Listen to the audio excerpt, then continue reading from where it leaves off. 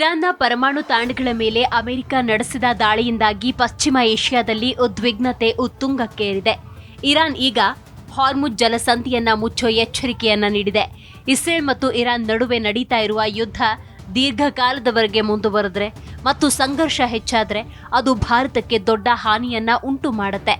Iraq, Iran, Israel, Jordan, Lebanon, Syria, Yaman ಜೊತೆಗಿನ ಭಾರತದ ವಾರ್ಷಿಕ 41.8 ಬಿಲಿಯನ್ ಅಂದರೆ ಸುಮಾರು 3.55 ಲಕ್ಷ ಕೋಟಿಗಿಂತ ಹೆಚ್ಚಿನ ವ್ಯಾಪಾರ ಅಪಾಯದಲ್ಲಿದೆ. ಯುದ್ಧ ಸಮುದ್ರ ಮಾರ್ಗಗಳು, ಬಂದರುಗಳು ಅಥವಾ ಹಣಕಾಸು ವ್ಯವಸ್ಥೆಯಲ್ಲಿ ಯಾವುದೇ ಅಡ್ಡಿ ಉಂಟು ಮಾಡಿದ್ರೆ ಅದು ಭಾರತದ ವ್ಯಾಪಾರ ಹರಿವಿನ ಮೇಲೆ ಪರಿಣಾಮ ಬೀರುತ್ತೆ ಮತ್ತು ಇದು ಸಮುದ್ರ ಹಡಗುಗಳ ಸರಕು ಸಾಗಣೆ, ವಿಮೆಯ ವೆಚ್ಚವನ್ನ ಹೆಚ್ಚಿಸುವುದಲ್ಲದೆ ಪೂರೈಕೆ ಸರಪಳಿಯ ಮೇಲಿನ ಅಪಾಯವನ್ನ ಹೆಚ್ಚಿಸುತ್ತೆ.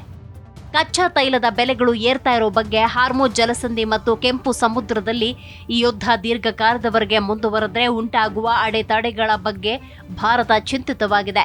ಇಲ್ಲಿಯವರೆಗೆ ಭಾರತ ಮತ್ತು ಗಲ್ಫ್ ರಾಷ್ಟ್ರಗಳ ನಡುವಿನ ವ್ಯಾಪಾರ ಕಳೆದ ಹಣಕಾಸು ವರ್ಷವನ್ನೇ ನೋಡೋದಾದ್ರೆ 220 ಶತಕೋಟಿಗಿಂತ ಹೆಚ್ಚಿತ್ತು.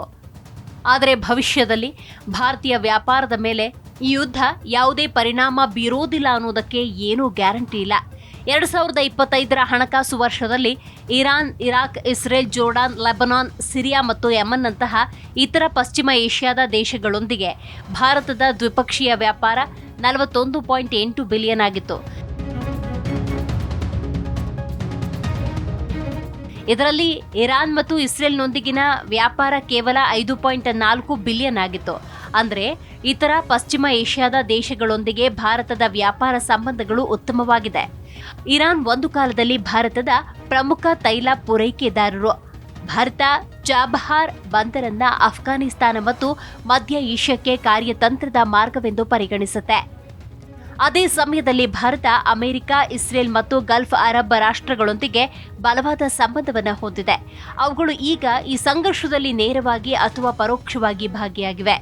ಭಾರತ ತನ್ನ ಕಚ್ಚಾ ತೈಲದ 2/3 ಮತ್ತು LNGಯ ಅರ್ಧದಷ್ಟು ಭಾಗವನ್ನು ಹಾರ್ಮುಜ್ ಜಲಸಂಧಿಯ ಮೂಲಕ ಆಮದು ಮಾಡಿಕೊಳ್ಳುತ್ತೆ. ಭಾರತದ ರಫ್ತಿನ ಸುಮಾರು 30% ಯುರೋಪ್, ಉತ್ತರ ಆಫ್ರಿಕಾ ಮತ್ತು US ಪೂರ್ವ ಕರಾವಳಿಗೆ ಕೆಂಪು ಸಮುದ್ರದ ಬಾಬ್ ಎಲ್ ಮಂಡೆ ಮಾರ್ಗದ ಮೂಲಕ ಹೋಗುತ್ತೆ. ಅಂತಹ ಪರಿಸ್ಥಿತಿಯಲ್ಲಿ ಎರಡೂ ಮಾರ್ಗಗಳಲ್ಲಿನ ಬೆದರಿಕೆಯು ವ್ಯಾಪಾರದ ಮೇಲೆ ತೀವ್ರ ಪರಿಣಾಮವನ್ನು ಬೀರಬಹುದು. ಹಾರ್ಮುಜ್ ಜಲಸಂಧಿಯನ್ನು ಮುಚ್ಚಿದ್ರೆ ಕಚ್ಚಾ ತೈಲ ಬೆಲೆಗಳು ಹೆಚ್ಚಾಗುತ್ತೆ. ಇದು ಭಾರತದ ಆಮದು ಬಿಲ್ಲನ್ನು ಹೆಚ್ಚಿಸುತ್ತೆ, ಹಣದುಬ್ಬರವನ್ನು ಹೆಚ್ಚಿಸುತ್ತೆ, ದೇಶದ ಆರ್ಥಿಕ ಪರಿಸ್ಥಿತಿಯ ಮೇಲೆ ಒತ್ತಡವನ್ನು ಹೆಚ್ಚಿಸುತ್ತೆ. ಹಡಗು ವಿಮೆ ಮತ್ತು ಸರಕು ಸಾಗಣೆ ದರಗಳು ಸಹ ಹೆಚ್ಚಾಗುತ್ತೆ. ಇದು ಏಷ್ಯಾ ಮತ್ತು ಯುರೋಪಿಯನ್ನೊಂದಿಗಿನ ಭಾರತದ ಒಟ್ಟಾರೆ ವ್ಯಾಪಾರದ ಮೇಲೆ ಪರಿಣಾಮ ಬೀರುತ್ತೆ. ಕಚ್ಚಾ ತೈಲ ಬೆಲೆಯಲ್ಲಿ ಪ್ರತಿ ಬ್ಯಾರೆಲ್ಗೆ 10ರಷ್ಟು ಹೆಚ್ಚಳವು ಭಾರತದ ಗ್ರಾಹಕ ಬೆಲೆ ಸೂಚ್ಯಂಕ ಅಂದರೆ CPI ಹಣದುಬ್ಬರವನ್ನು ವಾರ್ಷಿಕವಾಗಿ 35 ಬೇಸಿಸ್ ಪಾಯಿಂಟ್ಗಳಷ್ಟು ಹೆಚ್ಚಿಸುತ್ತೆ. ಸರ್ಕಾರ ಪರ್ಯಾಯಗಳನ್ನು ಹುಡುಕ್ತಾ ಇದೆ. ಯುರೋಪ್ ಮತ್ತು US ಜೊತೆಗೆ ವ್ಯಾಪಾರಕ್ಕಾಗಿ ಭಾರತ ಪೂರ್ವ ಮಾರ್ಗಗಳನ್ನು ಪರಿಗಣಿಸುತ್ತೆ. ಪೂರೈಕೆ ನಿರ್ಬಂಧಗಳನ್ನು ತಪ್ಪಿಸೋದಕ್ಕೆ ರಷ್ಯಾದಿಂದ ಹೆಚ್ಚಿನ ತೈಲವನ್ನು ಖರೀದಿಸಲು ಯೋಚಿಸಿದೆ. ಹಾರ್ಮುಜ್ ಜಲಸಂಧಿ ಸುದೀರ್ಘ ಕಾಲದವರೆಗೆ ಮುಚ್ಚಲ್ಪಟ್ರೆ ಅದು ಇಡೀ ಗಲ್ಫ್ ಪ್ರದೇಶದಲ್ಲಿ ಮಿಲಿಟರಿ ಮುಖಾಮುಖಿಗೆ ಕಾರಣವಾಗಬಹುದು.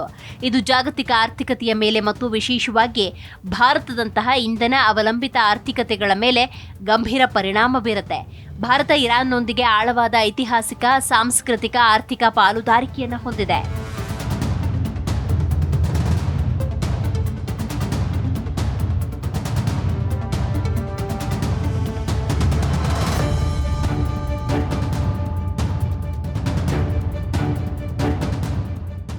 ಈ ನಡುವೆ ಇರಾನ್ ಮತ್ತು ಇಸ್ರೇಲ್ ನಡುವೆ ಯುದ್ಧ ನಡೀತಾ ಇದ್ದಾಗಲೇ ಅಮೆರಿಕ ಎಂಟ್ರಿಯಾಗಿ ಇರಾನ್ ಮೇಲೆ ದಾಳಿ ಮಾಡಿದೆ. ರಾತ್ರೋರಾತ್ರಿ ಇರಾನ್ನ 3 ಪರಮಾಣು ಕೇಂದ್ರಗಳನ್ನು ಧ್ವಂಸ ಮಾಡಿಬಿಟ್ಟಿದೆ. ಆದರೆ ಈ ಬೆನ್ನಲ್ಲೇ ಇದೀಗ ಅಮೆರಿಕಕ್ಕೆ ಭಯ ಶುರುವಾದಂತೆ ಕಾಣ್ತಾ ಇದೆ. ಈ ಹಿನ್ನೆಲೆಯಲ್ಲಿ ಅಮೆರಿಕ ವಿದೇಶಾಂಗ ಇಲಾಖೆ ವಿಶ್ವದಾದ್ಯಂತ ಎಚ್ಚರಿಕೆಯನ್ನು ಜಾರಿಗೊಳಿಸಿದೆ. ಇದು ವಿದೇಶಕ್ಕೆ ಪ್ರಯಾಣಿಸುವ ಅಥವಾ ವಿದೇಶದಲ್ಲಿ ವಾಸಿಸುವ ಅಮೆರಿಕದ ನಾಗರಿಕರಿಗೆ ಹೆಚ್ಚಿನ ಭದ್ರತಾ ಅಪಾಯದ ಬಗ್ಗೆ ಎಚ್ಚರಿಕೆಯನ್ನು ಕೊಟ್ಟಿದೆ. ಮಧ್ಯಪ್ರಾಚ್ಯದಲ್ಲಿ ಇಸ್ರೇಲ್ ಮತ್ತು ಇರಾನ್ ನಡುವಿನ ಉದ್ವಿಗ್ನತೆಯಿಂದಾಗಿ ಅಮೆರಿಕ ವಿದೇಶಾಂಗ ಇಲಾಖೆ ವಿಶ್ವಾದ್ಯಂತ ಎಚ್ಚರಿಕೆಯನ್ನ ಜಾರಿ ಮಾಡಿದೆ. ಇರಾನ್ ಮತ್ತು ಇಸ್ರೇಲ್ ನಡುವಿನ ಯುದ್ಧಕ್ಕೆ ಎಂಟ್ರಿಯಾಗಿ ಅಮೆರಿಕ ದಾಳಿ ಮಾಡಿದಾಗ ಇರಾನ್ ಟ್ರಂಪ್ಗೆ ಎಚ್ಚರಿಕೆ ನೀಡಿತ್ತು. ನೀವು ಆರಂಭಿಸಿದ್ದೀರಾ, ನಾವು ಮುಗಿಸ್ತೇವೆ. ಪ್ರತಿಯೊಬ್ಬ ಅಮೆರಿಕ ಪ್ರಜೆಯನ್ನ ಗುರಿಯಾಗಿಸಿಕೊಳ್ತೇವೆ ಅಂತ ಇರಾನ್ ವಾರ್ನಿಂಗ್ ನೀಡಿದೆ. ಈ ಬೆನ್ನಲ್ಲೇ ಅಮೆರಿಕ ಅಧ್ಯಕ್ಷ ಡೊನಾಲ್ಡ್ ಟ್ರಂಪ್ ವಿಶ್ವಾದ್ಯಂತ ಎಚ್ಚರಿಕೆಯನ್ನ ಜಾರಿಗೊಳಿಸಿದ್ದಾರೆ. ಇದು ವಿದೇಶಕ್ಕೆ ಪ್ರಯಾಣಿಸುವ ಅಥವಾ ವಿದೇಶದಲ್ಲಿ ವಾಸಿಸುವ ಅಮೆರಿಕದ ನಾಗರಿಕರಿಗೆ ಹೆಚ್ಚಿನ ಭದ್ರತಾ ಅಪಾಯದ ಬಗ್ಗೆ ಎಚ್ಚರಿಕೆಯನ್ನ ಕೊಟ್ಟಿದೆ. ಹೌದು, ಇಸ್ರೇಲ್ ಮತ್ತು ಇರಾನ್ ನಡುವಿನ ಸಂಘರ್ಷ ಮಧ್ಯಪ್ರಾಚ್ಯದಂತಹ ಪ್ರಯಾಣಕ್ಕೆ ಅಡ್ಡಿಪಡಿಸಿದೆ ಮತ್ತು ವಾಯು ಪ್ರದೇಶವನ್ನು ಆಗಾಗ ಮುಚ್ಚಿದೆ. ಅಮೆರಿಕ ನಾಗರಿಕರು ಮತ್ತು ಹಿತಾಸಕ್ತಿಗಳಿಗಾಗಿ ಈ ಎಚ್ಚರಿಕೆ ಅವಶ್ಯಕತೆ ಇದೆ ಅಂತ ಅಮೆರಿಕ ವಿದೇಶಾಂಗ ಇಲಾಖೆ ತಿಳಿಸಿದೆ. ಅಮೆರಿಕ ಇರಾನ್ನ ಪರಮಾಣು ಸೌಲಭ್ಯಗಳ ಮೇಲೆ ದಾಳಿ ನಡೆಸಿದ ಆಪರೇಷನ್ ಮಿಡ್ನೈಟ್ ಹ್ಯಾಮರ್ ಕಾರ್ಯಾಚರಣೆಯ ನಂತರ ಈ ಎಚ್ಚರಿಕೆಯ ಸಂದೇಶ ರವಾನೆಯಾಗಿದೆ. ಇದಕ್ಕೆ ಪ್ರತಿಕಾರವಾಗಿ ಇರಾನ್ನ ಸರ್ವೋಚ್ಚ ನಾಯಕ ಆಯತ್ತುಲ್ಲಾ ಅಲಿ ಖಮೇನಿ ಅವರ ಸಲಹೆಗಾರ ಅಲಿ ಅಕ್ಬರ್ ವೆಲಾಯತಿ ಅಮೆರಿಕದ ಪಡೆಗಳಿಗೆ ದಾಳಿಗೆ ಬಳಸುವ ಯಾವುದೇ ದೇಶವನ್ನ ಕಾನೂನುಬದ್ಧ ಗುರಿಯಾಗಿ ಪರಿಗಣಿಸಲಾಗುವುದು ಅಂತ ಎಚ್ಚರಿಕೆ ನೀಡಿದ್ದಾರೆ. ಹಾಗಾದರೆ ಅಮೆರಿಕದ ಮೇಲೆ ಇರಾನ್ ದಾಳಿ ಮಾಡುತ್ತಾ? ಇರಾನ್ ಪರಮಾಣು ಕಾರ್ಯಕ್ರಮವನ್ನು ಧ್ವಂಸಗೊಳಿಸಲು ನಡೆದ ಈ ದಾಳಿಗಳು ಸರಿಪಡಿಸಲಾಗದ ಪರಿಣಾಮವನ್ನ ಬೀರುತ್ತೆ ಅಂತ ಟೆಹರಾನ್ ಹೇಳಿದೆ. ಮಧ್ಯಪ್ರಾಚ್ಯದಲ್ಲಿ ಅಮೆರಿಕದ ನೆಲೆಗಳ ಮೇಲೆ ದಾಳಿ ಬೆದರಿಕೆಯನ್ನ ಇರಾನ್ ಒಡ್ಡಿದೆ.